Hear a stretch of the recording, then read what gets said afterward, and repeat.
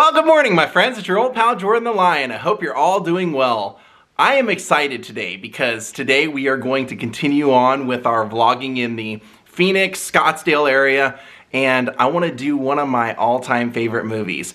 This is 1985's Just One of the Guys, starring Joyce Heiser and William Zabka. And this movie, I'll never forget. This was, for me, it was like one of a kind. I had never seen anything, I'd never seen Tootsie, never seen anything where a girl was pretending to be a boy or vice versa. And so this was like a real eye-opener, and it was a really great, well-made movie. Now, I read that the director, Lisa Gottlieb, has said that over time, she's done Q&As on the internet from fans, and she's come to find out that this has become kind of a movie for transgendered people. It's a movie where they can identify and relate to the character, so it's kind of had some historical significance as well. What I want to do is go find as many of the filming locations as we can. I've found quite a bit, and I found some really interesting stories about the production and the filming that I'll share with you as we do this. So Daze with Jordan the Lion begins now, and we are headed off to Terry Griffith's house. And today's Patreon sunglass vlog is for Margie Benjamin. I hope you enjoy your vlog today, and I hope you like this movie, Margie.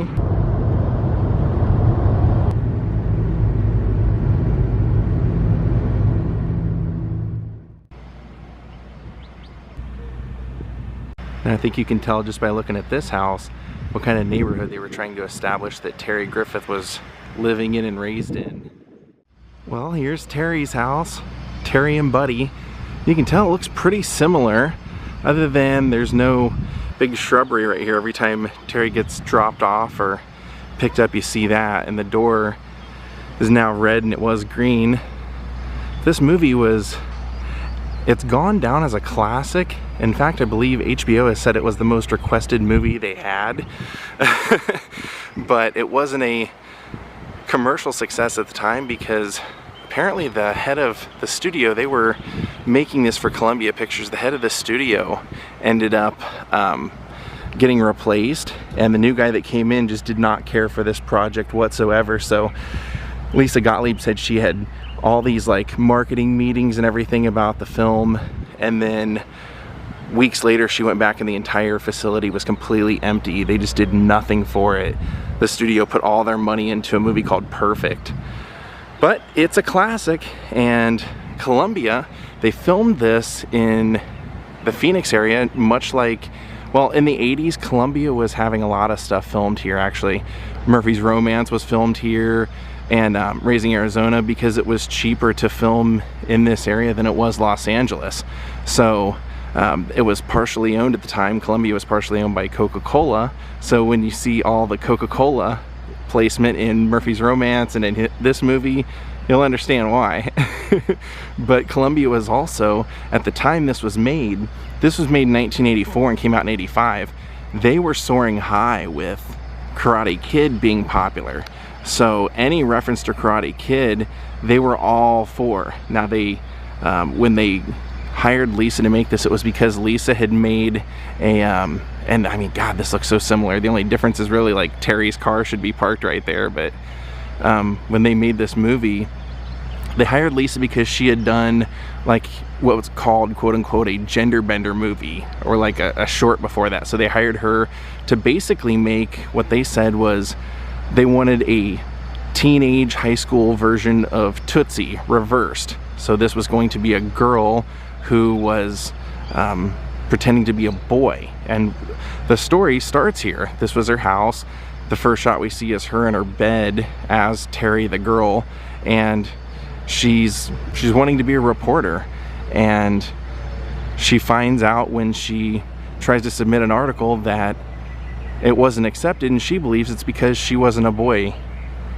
We see this throughout the movie a couple of times, mainly when her boyfriend drops her off. He always parks right here, Kevin, because remember Buddy says, "Oh, what a waste of a sports car." And then at the end of the movie, after the prom and everything, Terry gets dropped off by a cab right here, and we see her walking up to the front door and goes inside.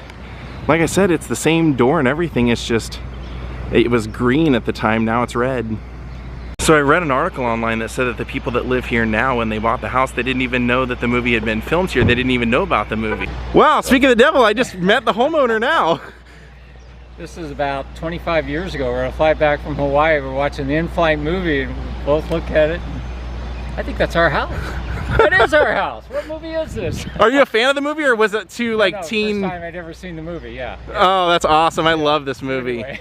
Well, that was really cool. We just met the guy who owns the place. As I was going to say is that I had read an article online where they didn't even know this was used until they had seen it. They were watching the movie and they're like, wait a minute, that's our house. I also read that the backyard where the pool is, where Terry is out there sunbathing and Kevin jumps in the pool and everything, that's been filled in since, but I noticed that there's an alleyway, and I think we might be able to see at least Terry's window from that very opening shot when she wakes up and goes out onto her little balcony and looks over. We might be able to see a little bit of that. So what else is kind of cool I wanted to mention about this is that if you notice in Terry's bedroom, they decked it out with like Elvis Costello and Hemingway and a lot of Bruce Springsteen stuff. That is no coincidence.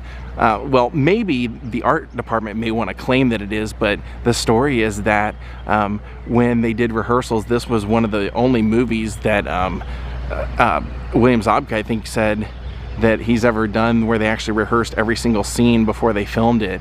That was put in the contract that they wanted to be able to do that. And so when the art department was watching some of the scenes, getting a feel for Terry's character, they wanted to dress her bedroom up into what movies or music they would think that she would like at the time. And they put a lot of Bruce Springsteen on the walls. Joyce Heiser at the time was dating Bruce Springsteen. She said she did not request for them to do that. That was not her idea or anything, but they did do that, and she was dating Bruce Springsteen for like 4 years in the early 80s. So when you see her laying on her bed with that Born in the USA big poster behind her head, it's kind of funny because you can find pictures online of her and the boss in Paris in front of the Eiffel Tower traveling the world together. I mean, they were together for quite a while, and there's quite a few photos of them. Now, she actually beat out Jennifer Jason Leigh for this picture.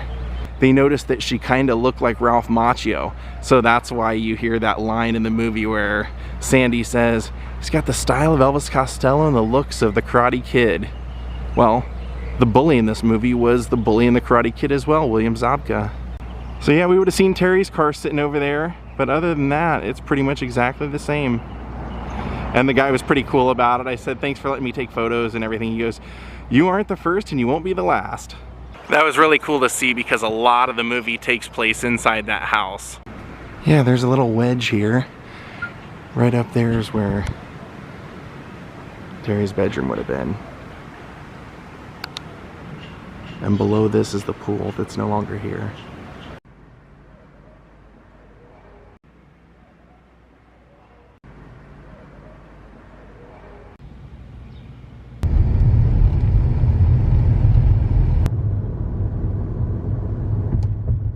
Alright, we are at the first high school stop of the day, Coronado High School, which acted as Terry when she was a female, her high school, Edwina Pearl. So our first shot over here is where Terry's boyfriend Kevin is bringing her, and right where that car is right now.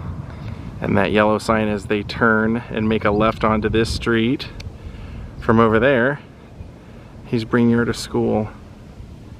But you kind of wonder why. She's got that convertible. Now they would have roughly parked right about here because even though they're using a telephoto lens, you can see this divider right over here, and you can see that house over top of their head while they're hugging and saying goodbye.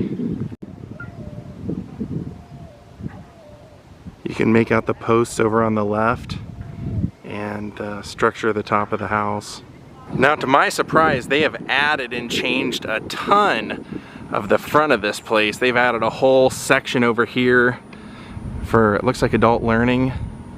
You can tell by looking just right here how different all of it is, because we see Terry entering school, meeting up with her best friend, and they go walking in through here originally, and there was a little school a little thing right here that everybody was standing in front of that said the name of the school, Edwina Pearl.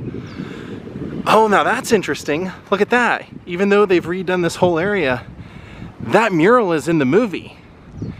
You can see that mural. They must have somehow kept that or saved it. That's great. Here, I'll match that up. Actually, originally in the movie, that would have been on the building that was right here before they put this whole plaza. That's crazy. But boy, yeah, a lot happens at this school. This is where Terry turns in her paper on nutrition of school lunches, and the teacher basically tells her it's good, but it's not good enough to get a job at the Sun Tribune, which is what everybody's trying to get. This is a paper that the 2 winners selected get an internship working for the local paper. So Terry overhears a conversation of 2 of her teachers commenting on her looks and her body, and she's convinced that the reason that she's not getting chosen is because she's a girl. Because of her newspaper teacher, Mr. Raymaker, she decides that she is going to cut her hair, go enroll in another school, Sturgis Wilder, and she is going to submit the same article and see if she can't get it selected there. So this school in the movie, Edwina Pearl, is kind of known as the rich kids school. All right, only about a 5-minute drive away from Edwina Pearl is Sturgis Wilder.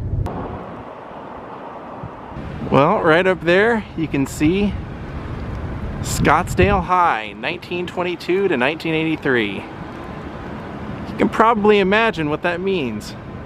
The school no longer exists.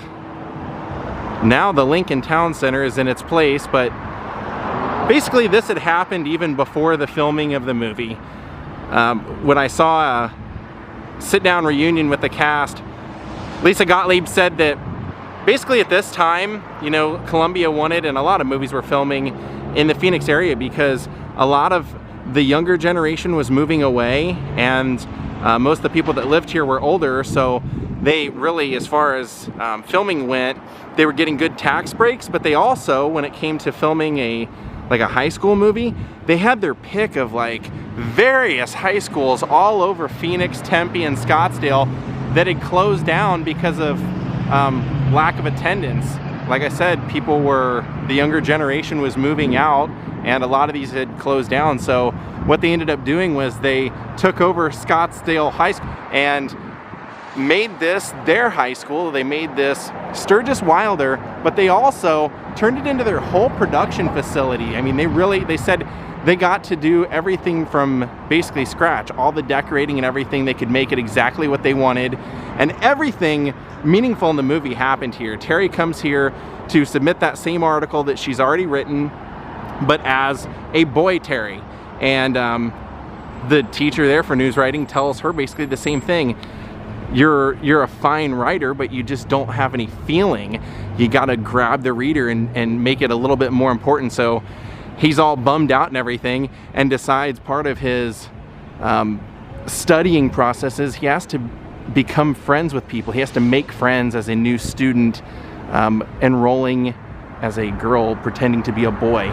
So he befriends Rick Morehouse, all the other kind of weirdos at this school, but a lot happens here because Terry decides to help Rick get a girlfriend, or at least get a prom date. And so a bulk of this movie is Terry kind of coaching Rick on how to be cool and how to dress and how to talk, and we see Rick asking out multiple girls throughout this, and finally another girl named Sandy ends up liking Terry, wanting to date Terry, and knows that Rick is looking for a date and says, hey, I can get him a date, we can double date.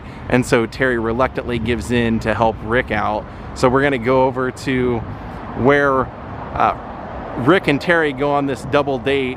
But also here, this is where they battle Greg Tolan, the bully. This is where we see Terry as a boy now, for the first time, having to take a hall pass to go to the bathroom and almost grab the girls' hall pass. And quite a bit happens here, unfortunately. The high school, none of it still remains. But if you're wondering, what's the deal with this structure right here? That's an homage to the high school. A lot of people don't know that was actually done intentionally to look like the front facade of Scottsdale High School. And this had closed, as you saw on the sign, in 1983. They came and filmed here in 1984. And I'll tell you something that they created inside the high school that you may not know about. It actually pertains to our next location, but it's really interesting that as soon as they left, the whole school was torn down. It was all knocked down, so no more Sturgis Wilder. All right, my friends, we almost didn't have this location.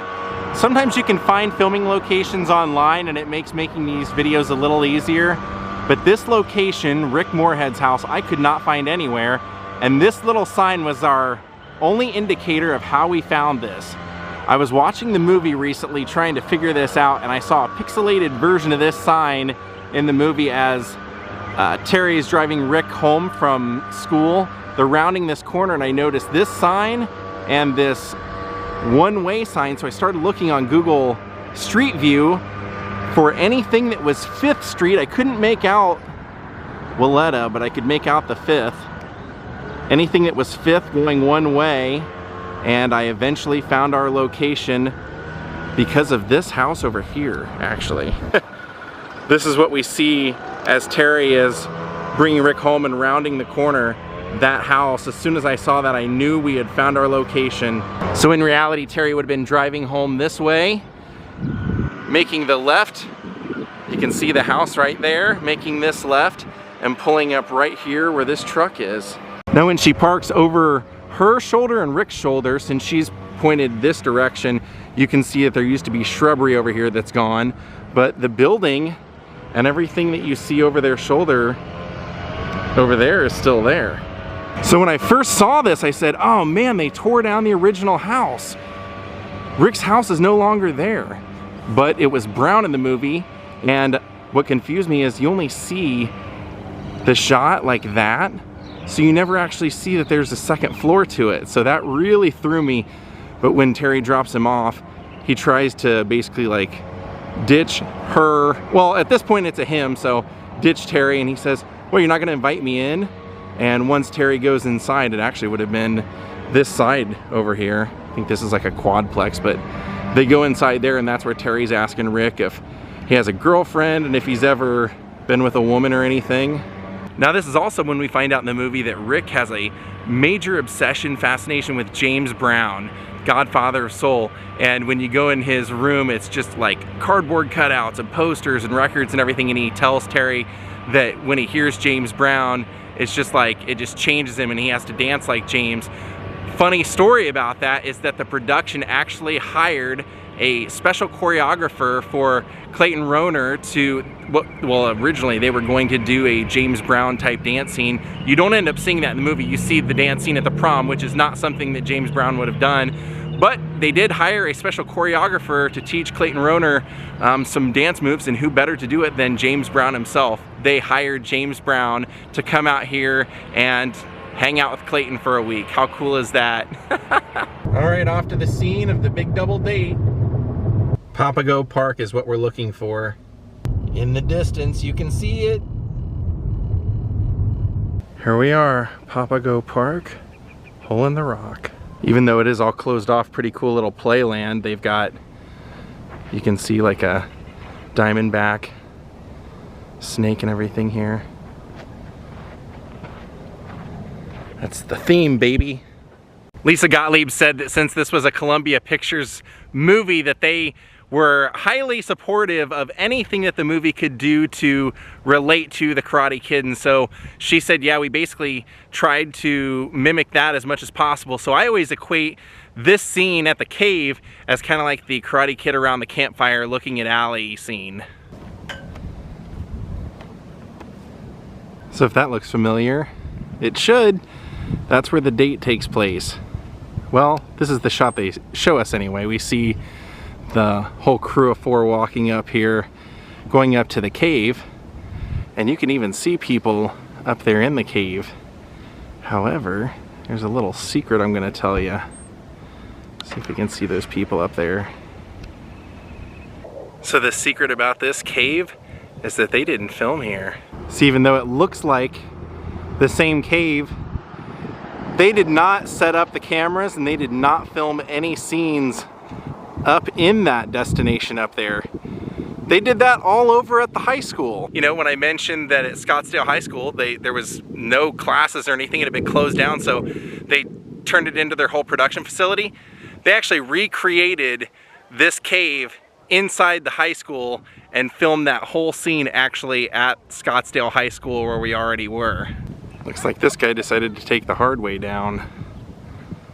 No, they didn't use it. Let's go see what the real one looks like.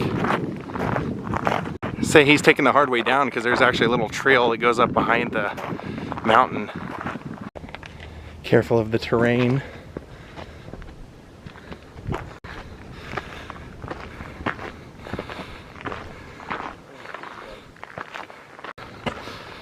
There it is, right up there.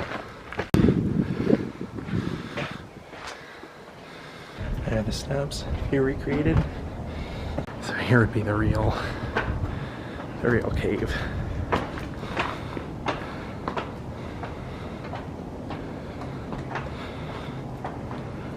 All right, back to the car and out of here. Off to the next spot. So we see this house again later on in the movie after they've went on this disastrous date with Sandy and her cousin, who's like basically a 6th grader. Terry pulls up here and starts walking up to the house, and you see through the middle of those two trees, you see over the shoulder Rick's mom come out and say, "Hi, Terry." Rick comes walking out, and right there Terry is standing right here, see, right up against this part of the tree, and is talking to Rick.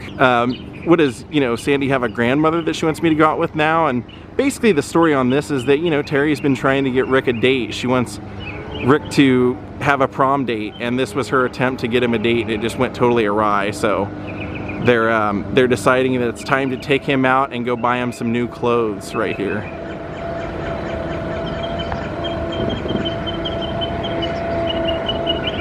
Not an easy place to find.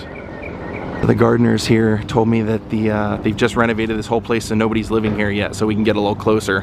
So Terry would have been standing right here, Rick would have been standing right there, and the over the shoulder shots, you would have seen Terry right there.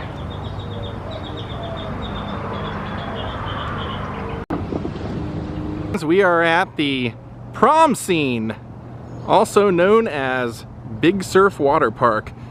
Yeah, my whole life watching this movie, I'm sitting here going, where did they find a beach, or where did they set up this beach scene to make it believable to be in Arizona? It was here. This was an old 1960s water park with sandy beaches and tide pools and water slides and all that stuff, and so on the sandy beach part of it, that's where they set up the dance floor, and they had the whole prom and everything. Now this is a really, really important scene and night in their life, because this is, you know, she's been trying to, well, boy Terry has been trying to get Rick to get this prom date through the whole thing, and then once he gets the prom date with Deborah, the most popular girl in school, Terry doesn't like Deborah, because Terry's getting jealous. Terry's now fallen for Rick, and so it's here that the whole dance is happening, and Terry ends up taking Rick back in the back, and he thinks that, you know, that Terry's gay, and Terry says no, and Terry rips open her shirt and bares her boobs.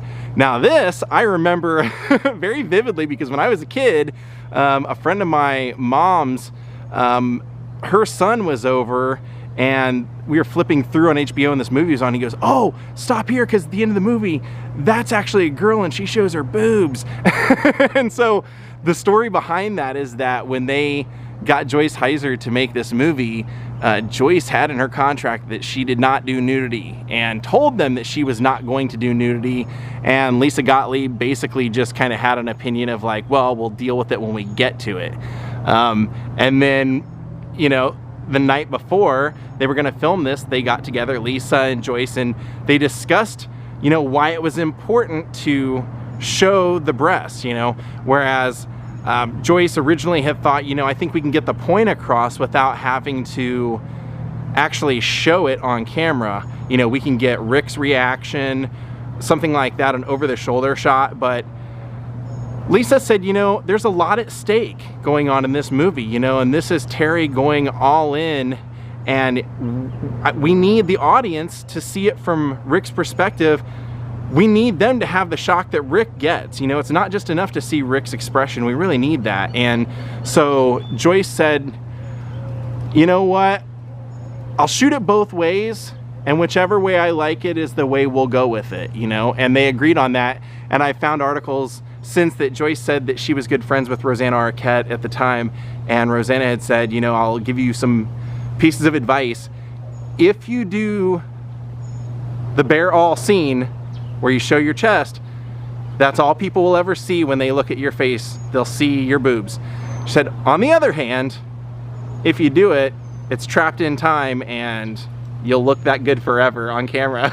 So Joyce decided after they filmed it that she agreed and that she liked both the footage that they got of her chest. She agreed that it did look good trapped in time, and that it was significant for the movie because Lisa said, you know, I didn't want to just show nudity. That's not, you know, what I'm about as a filmmaker.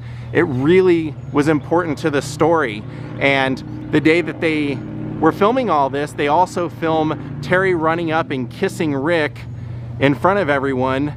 That particular day, Joyce Heiser's boyfriend, Bruce Springsteen, was on the set. So can you imagine how nerve-wracking that would be to be doing those scenes here and to have the boss watching you kiss his girlfriend?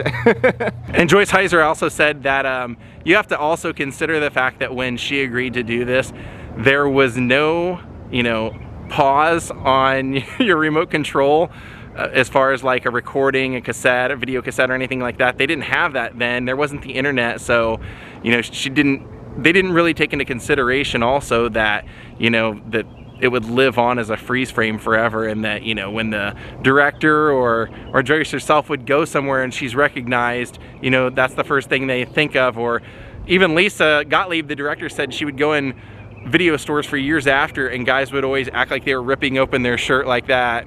On the gate you can see it says Aloha. You can see a little bit of some of the pools out there. It says, thank you for a great summer and we'll see you again in May of 2015. AKA Edwina Pearl. Terry has confessed her secret, told Rick that she or he is actually a girl, and Terry wrote a new article, a new meaningful article, and submitted it back here about her last 2 weeks journey of pretending to be a boy to prove that there was sexism, and then ended up falling in love with the guy that she became friends with. And we find out that Terry ends up getting the job at the Sun Tribune at the end of the movie. Now, I did not have much to go on to find the Sun Tribune building, so I was not able to find it, unfortunately. Little puppy playtime over here at the park.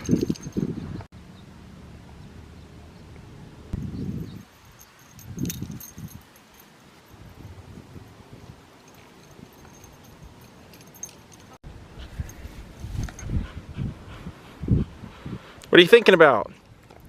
You thinking about this guy over here that's about to attack you? Roar!